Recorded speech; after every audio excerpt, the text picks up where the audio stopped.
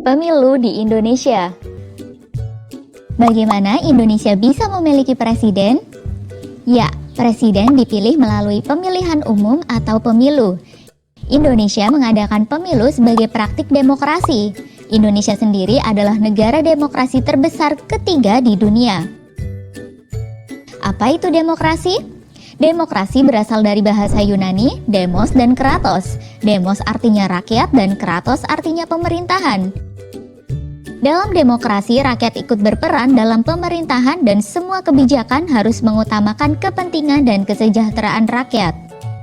Saat ini, penyelenggara pemilu adalah Komisi Pemilihan Umum atau KPU yang bersifat independen.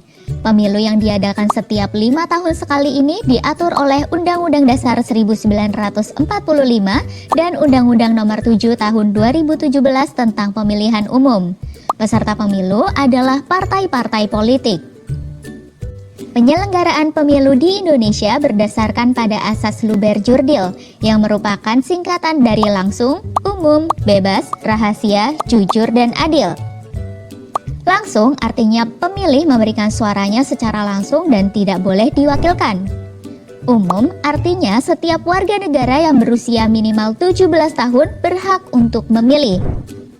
Bebas artinya pemilih bebas memberikan suaranya tanpa adanya paksaan dan tekanan dari pihak manapun.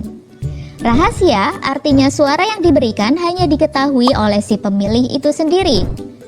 Jujur artinya semua penyelenggara, peserta, dan pemilih dalam pemilu harus bersikap jujur sesuai aturan. Dan adil artinya setiap peserta dan pemilih harus diperlakukan sama dan bebas dari kecurangan. Bagaimana tata cara pelaksanaan pemilu di Indonesia? Setiap warga negara yang berusia minimal 17 tahun berhak menjadi pemilih dalam pemilu. Pada hari pelaksanaan pemilu, pemilih diminta datang ke TPS atau tempat pemungutan suara untuk melakukan pendaftaran. Pemilih kemudian mendapatkan kertas suara dan langsung menuju bilik suara untuk melakukan pencoblosan. Selanjutnya, pemilih memasukkan kertas suara ke dalam kotak yang disediakan. Terakhir, pemilih mencelupkan salah satu jarinya ke dalam tinta sebagai tanda bahwa pemilih sudah menggunakan hak suaranya. Pada era reformasi, cakupan pemilu juga ikut berkembang, yang sebelumnya hanya untuk memilih anggota legislatif, kemudian ditambah untuk memilih presiden dan wakilnya. Pemilu presiden pertama kali dilaksanakan pada tahun 2004 dan dimenangkan oleh pasangan Susilo Bambang Yudhoyono atau SBY dan Jusuf Kalla. Pada pemilu tahun 2009, SBY kembali terpilih menjadi presiden untuk periode kedua. Kemudian pada pemilu tahun 2014 dan 2019, Joko Widodo atau Jokowi yang terpilih menjadi presiden. Namun pelaksanaan pemilu 2019 agak sedikit berbeda karena pemilu legislatif dan presiden dilaksanakan serentak dalam satu kali pemilu.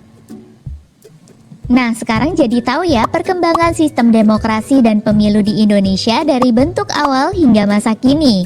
Dengan mengetahui sejarahnya, kita bisa belajar dan terus berusaha mewujudkan demokrasi yang menyejahterakan rakyat dan sesuai dengan kepribadian bangsa.